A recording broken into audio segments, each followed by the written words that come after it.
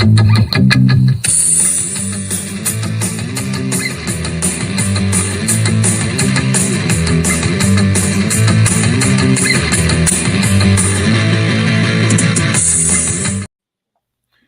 everyone. Welcome, and glad to be back with you all here. Had a week off last week. Terry here and our friend Zach were together and chatting away. I wish I could have been with you guys, but yeah, we missed you. Yeah, thanks. For those that don't remember me, after a week off, my name's Doug Kofi. I'm the founder and principal consultant for People Smart Group, and also the founder for the Organizational Health Collective. And I'm here with my good friend Terry. Yeah, I'm Dr. Terry Wager, Generator Consulting, principal consultant, along with my partner, Christine. And I am a member of the Organizational Health Collective, and they do some amazing stuff with helping other consultants really feel like they have a community. And we're really devoted to trying to help everybody step up their game. And I think it's a great group of people. And if you're struggling as a consultant or you're doing really well and you want to give back, you should jump in because we're helping each other succeed. Absolutely. Great word there, Terry. Thanks. And so we'd love to have you join us if that's something you could use community around you. You could use help. You could use growing in your expertise. Those are all things we focus on. And if you want to share your expertise, we all learn from each other. Absolutely. So it's a fantastic group, and we're a part of that. We also get to do this here podcast and talk to people about the whole reality of consulting, especially in the arena of organizational health. And we have both been working at that for a bit here and love what we're doing and love passing along as much as we can. So what are we diving in on today, Terry? I think I think we're talking about something around values. And are they valuable? Are values valuable? Why do these companies got a plaque on the wall with values? What is that all about? What does that mean? Yeah. I mean, come on. Everyone's got them, right? Everyone has them on their website. Everyone has them, you look at job descriptions these days. Oh, this is who we are. These are our values. Do they really mean anything?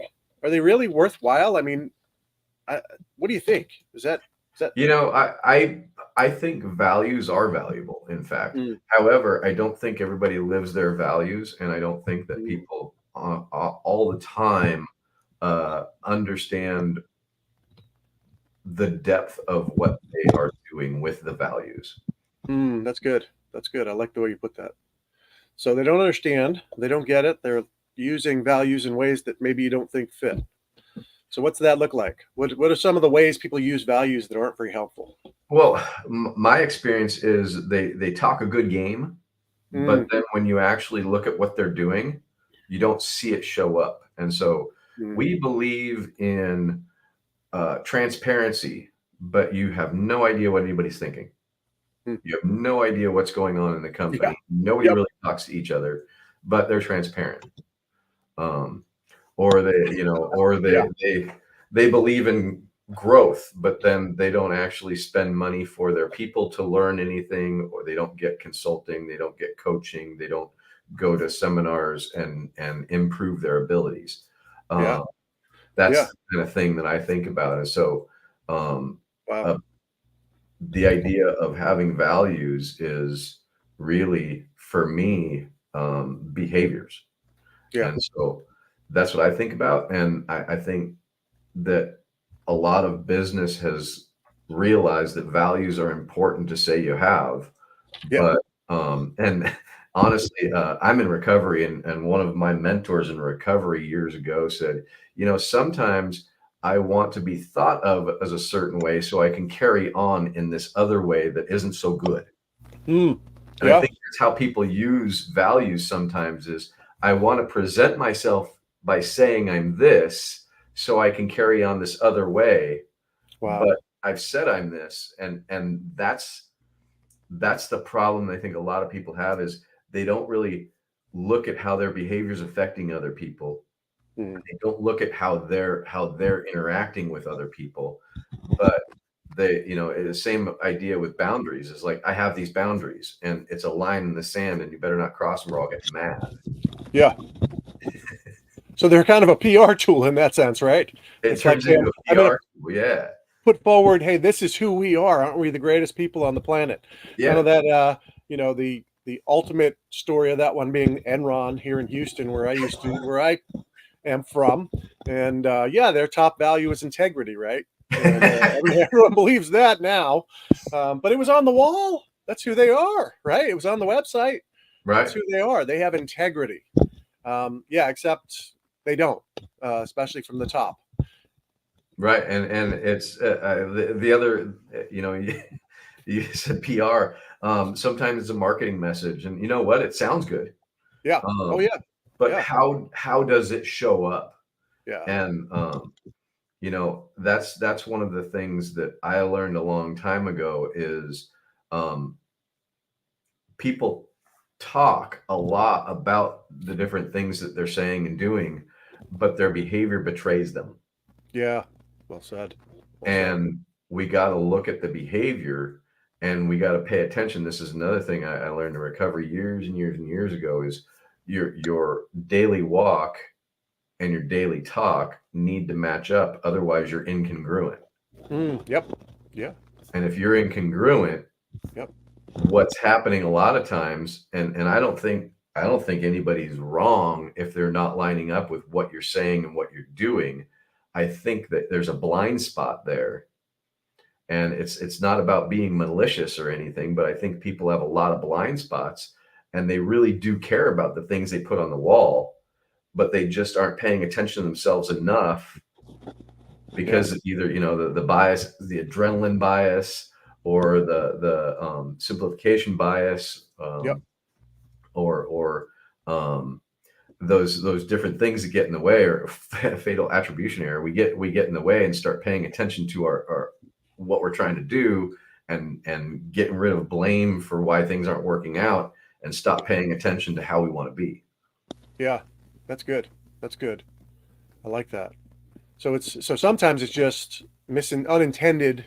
Hey, this is who we're focused on being, but we sort of slid away from these values because, well, they didn't really get us where we were going, or we just weren't paying attention. We weren't keeping track of things. But other times it seems like not in an intentional way, but people values sound good. Well, that sounds like a really good one, right? We should care about our people. Whether we do or not might be a different story. We might work them to the bone, but we should say we care about the people that we hire, right? Because that'll help with hiring. If we say that we care about our people. It's an internal hiring marketing message is like, we really care about you. Yep. And then people are leaving in droves. Right. Right. Yeah. Or we just laid off 10,000 people. Hey, so we care about them though. We don't mind if they're out on the line looking for a new job, but yeah. And so I think that there's this idea of people understand that it's necessary, and they don't necessarily understand how to use values or come up with what is our values. And so really understanding why they're important, what they do in your company is super important too. Yeah. And so for us, we constantly talk about the reality that values should be at the core of who you are as a company. They should really be defining your culture as a whole, as a company, and should be starting from the very top. That your executive team ought not just to have values they state, they ought to be able to state them anyway. They ought to remember them well enough that, if I ask you, what are your values, they should be able to say them. And not just say them, but they should be living them. And if they're not lived by the executive team, then why are they going to be lived by anyone else in the company, right? Absolutely. It's a top down thing, and it's a modeling thing. And one of the whenever I'm talking to my clients, one of the things that I really try to drive home to them is the number one job they have is modeling the behavior they're looking for in their business. Yeah. That's their number one job, is to model the behavior they're looking for in their business. Then if they're a strategist, then do strategy. If they're a finance guy, then take care of the finances. But first, model the behaviors you're looking for. Yeah, I love that. Yep. And with that, then underlying that is that our values that we state can't be things we hope to become or hope to be. They've got to be who we are. Right, and Otherwise, that's at the core.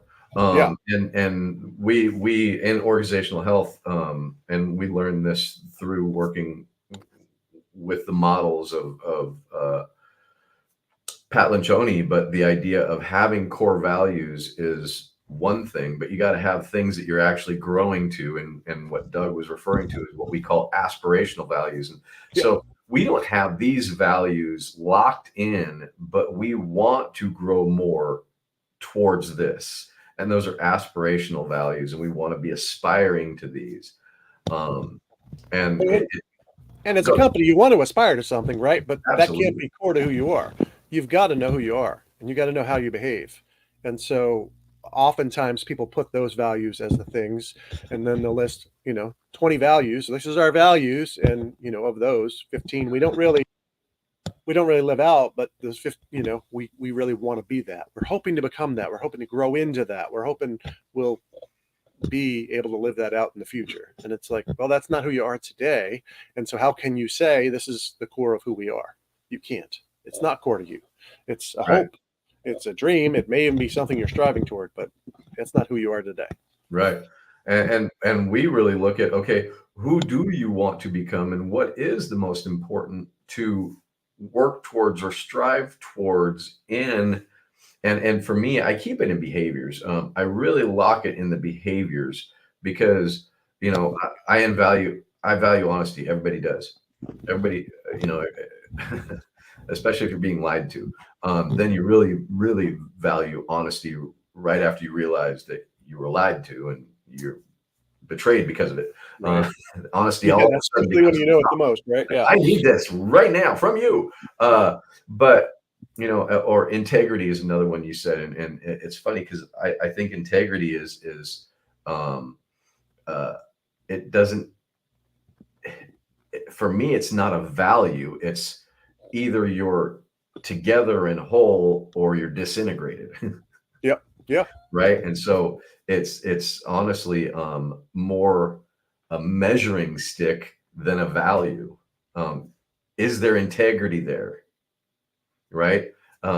We can see if a ship in the middle of the Gulf of New Mexico has integrity or not because it's sunk if it doesn't. There's a big hole. There it's been compromised. There's no integrity, and so it sinks. Yep. Um, Yeah. so we can really look at it and okay, are they doing what they're saying? Then they have integrity. It's not a Right. value Right. that we actually are trying to live by. It's a measuring stick that we see. Yes, they do. Yes, they're living by what they say they're living by because they have integrity. Right. Um, Yeah. Yeah. Well said. and so I think it's really interesting when people are like, my value is integrity. No, it's not. That's a measuring stick. You can't actually use that as a value. It's a measuring stick. Yeah. Yeah. Yeah. Are And you integrated, right? Are you full? Do you live the same wherever you are at all times? yeah, and I got news for us. Most of us don't. Yeah. Most Right. of us aren't 100% with integrity. Yep. It might be something we aspire to, but it's still something we're measuring. And the idea of excellence, right? That's one of our aspirational values in Generator is excellence. I'm not excellent at everything all of the time, but the integrity with which I'm excellent is to admit when I'm wrong or admit when I haven't been excellent and admit that I didn't hit the mark. And here's how I'm going to work on that. And then that's proving I have integrity. And so I don't know why I jumped down integrity That stuff. whole road. Yeah. Yep. That's all right. Hey, that's the beauty of being live, right? We just go, and we end up where we end up. Sorry, integrity. Yeah.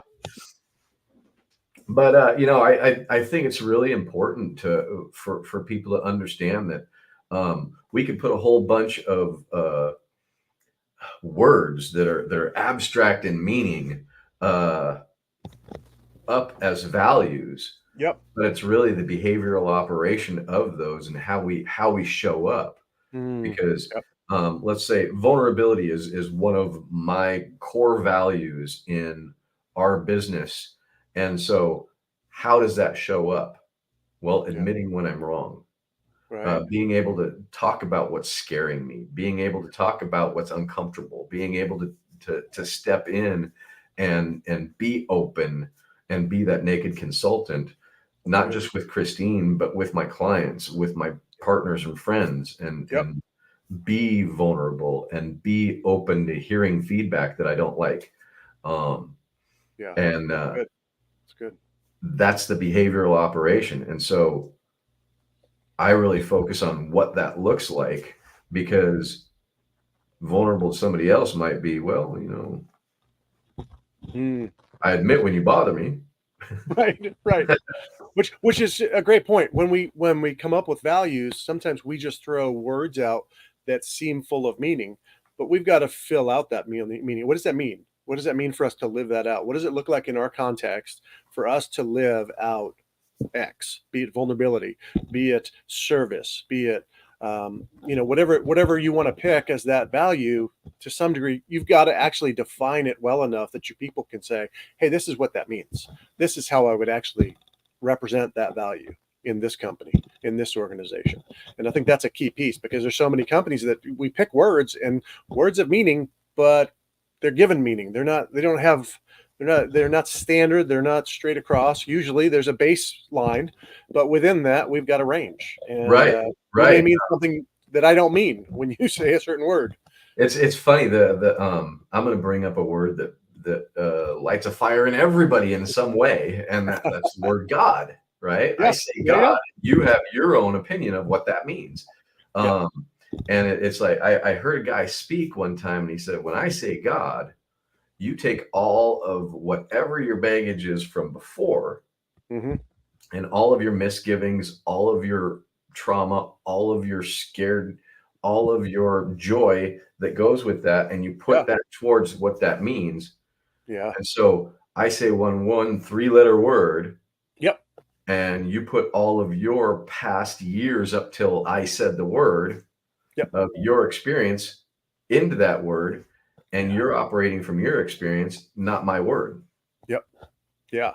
So as a leader, if we're going to use words for our values that are just base words, we've got to make sure we're laying out what does that mean? What do I mean by I want my people to live out, be servant hearted, or I want my people to live out kindness, or any of those sorts of things that, hey, that might be loaded with a whole set of meaning to you, but what does that really mean? And Right. I think the other piece that you brought up, and I'll circle back to, even though you kind of went there and you're like, why did I go here? Is integrity. But one of the key pieces of integrity as an organization is, do we have integrity in terms of our values? Do our values built down and integrated throughout our entire organization? Do they affect us at the top? Do they affect us at the ground level? Do they affect us in our hiring? Do they affect us in our performance reviews? Do they affect us? Yes. How do we live those out? How do we make that a core piece of who we are? If those are our core values, they should be core to every last thing that we do. And so that integrity as a company is vital for us to actually establish a culture and a health that says this is really who we are. Otherwise, no, you're not. Yeah. Well said. And I think that it really does tie into the idea of, we talk about vision and mission as well as like what we do and why we do it.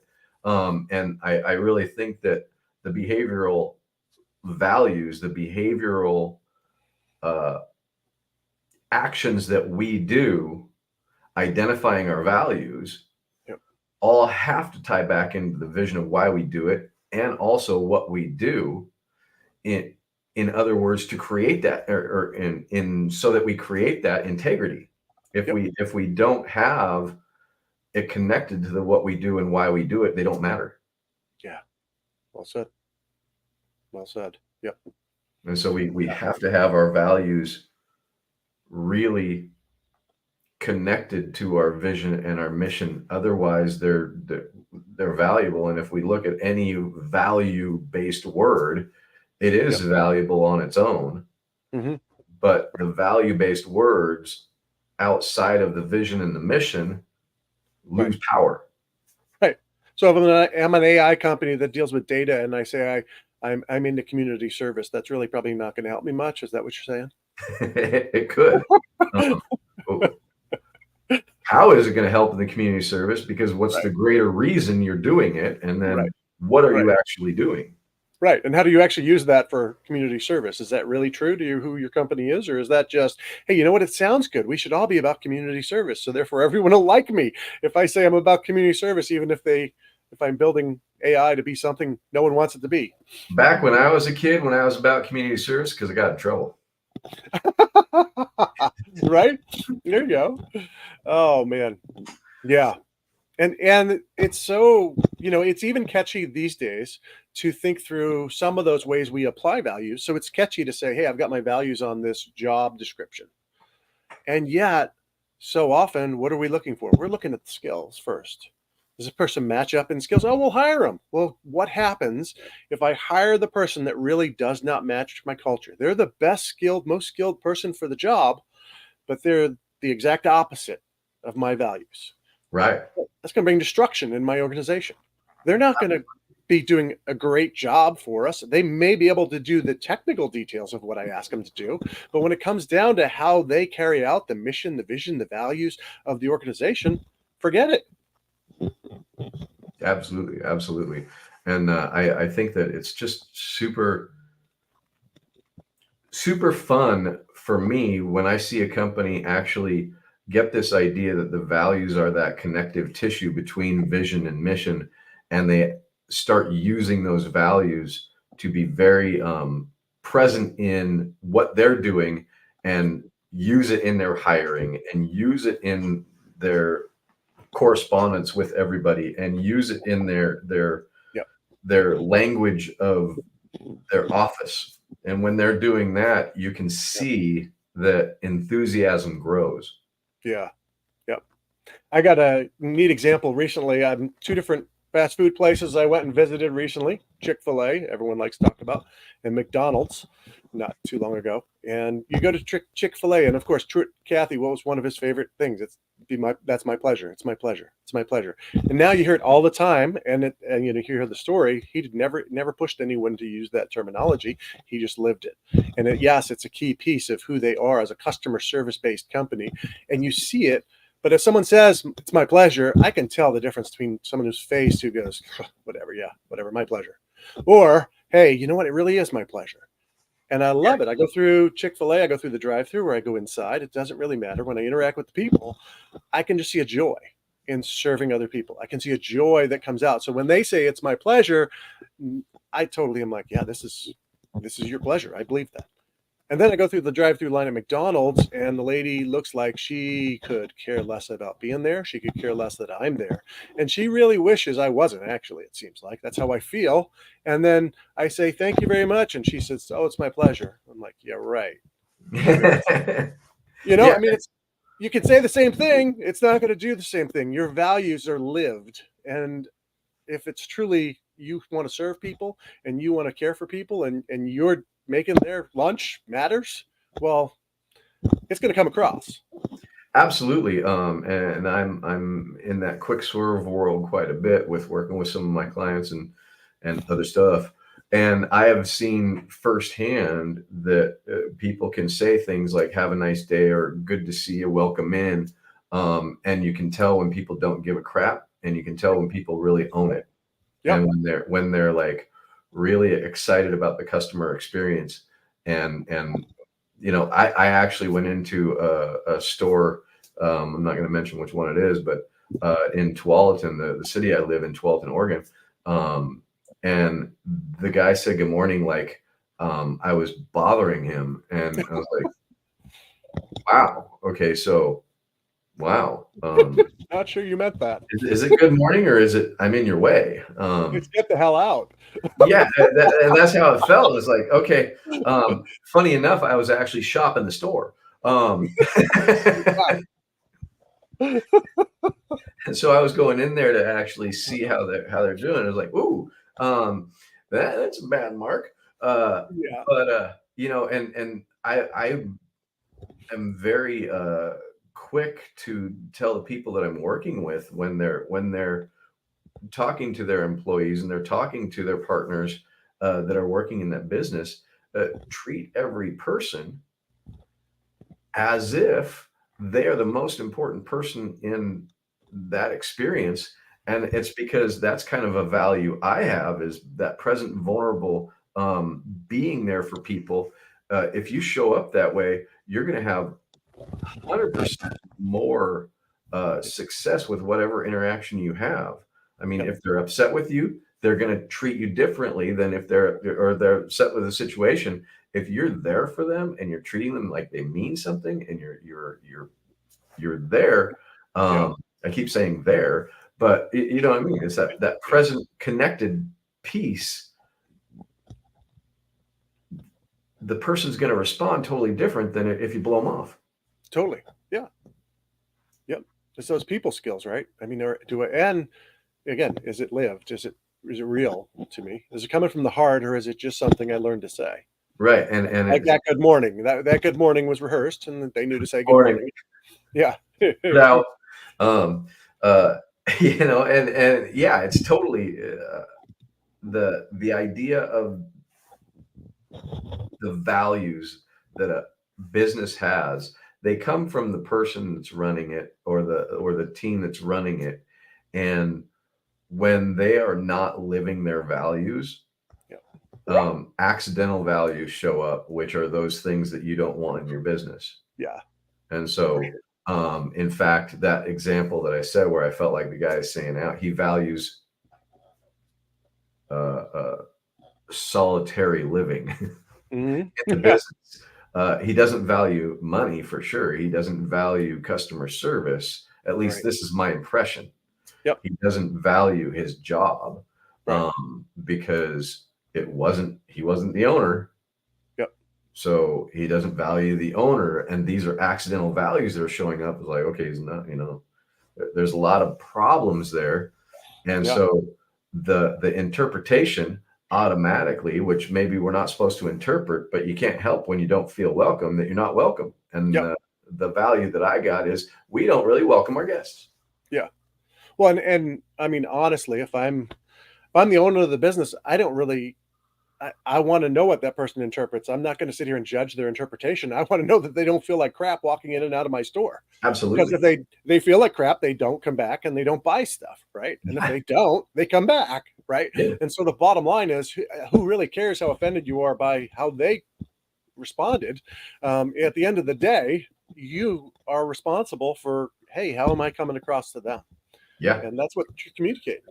And the other piece I would say is leaders and owners. The bottom line is too, you can't just say, okay, we figured out who we are. We plastered our values on the wall. We're good to go.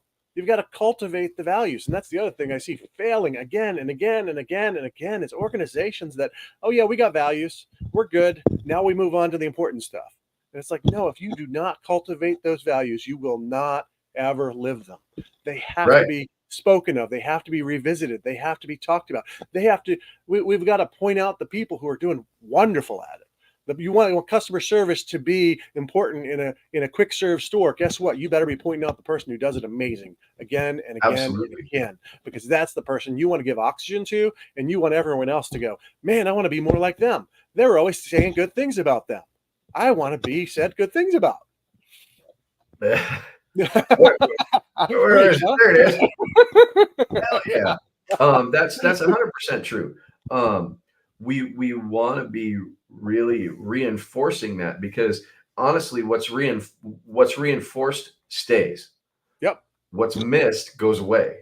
And unfortunately, we reinforce bad habits and poor values. Yeah. And we because we don't sell, and unfortunately, we're reinforcing the bad behavior by reminding people of bad behavior instead of reminding people of the value and why. Why are we valuing this? And there's that old statement that or adage, I don't know exactly how it goes, but it's something like, people aren't going to do what you ask them to until they understand why you want them to do it. And I mean, there's a saying, I don't know what the saying is, I can't remember the cliche, but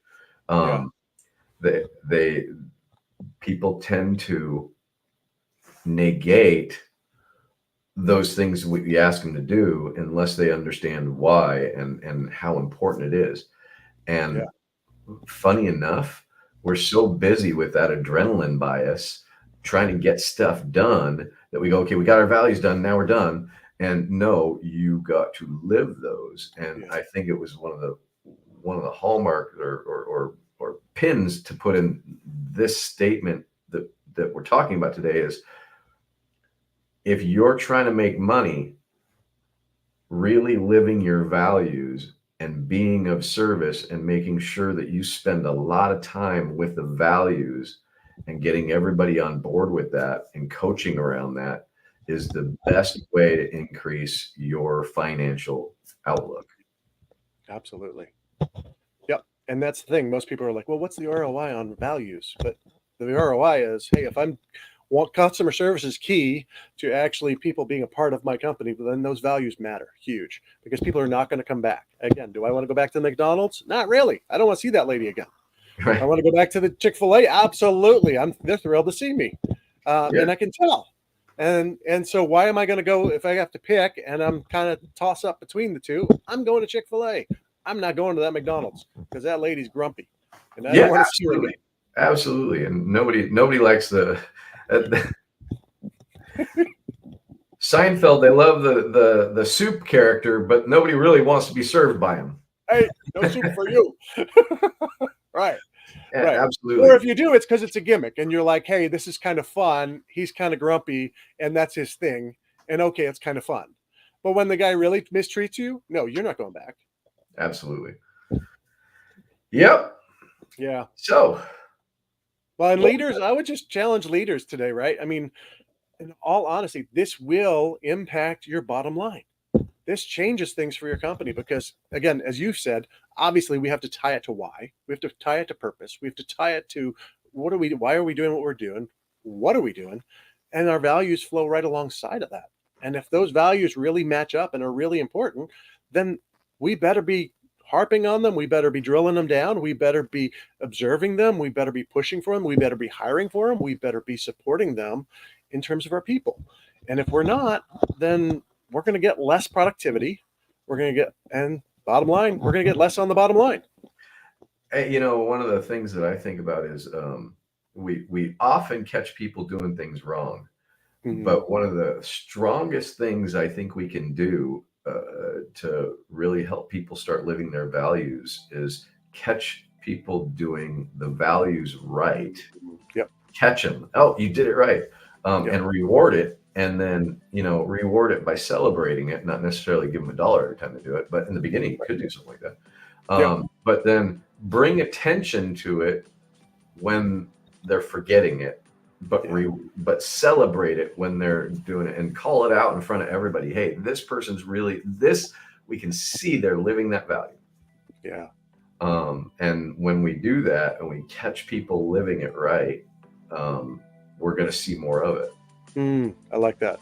Well said, Terry. Yeah. That sense of give oxygen to the goodness of what someone's doing and when they're living it, rather than like you're pointing out, we give too much oxygen to the bad behavior. Absolutely. Well, let's train toward, hey, this is what's important, but then give the highlights to the ones that are actually doing it. Yeah, absolutely. All right. Well, thanks everyone. We're glad you joined us today and we are thrilled. If you are working on values or you're sitting here going, wow, this is great and all, guys, and conceptually I agree, but I don't know what to do with this. I'll tell you what, reach out. We would love to have a good conversation with you about it. We'd love to help you out, just to offer you some insight, some input. What are some practical ways that you can apply the values? How can you get at what your core values are, and then how can you apply them throughout the organization? We'd love to help you, either one of the two of us, or we know plenty of other great consultants that may be nearby to you as well. So either way, reach out. We'd love to talk to you. Bye. See ya.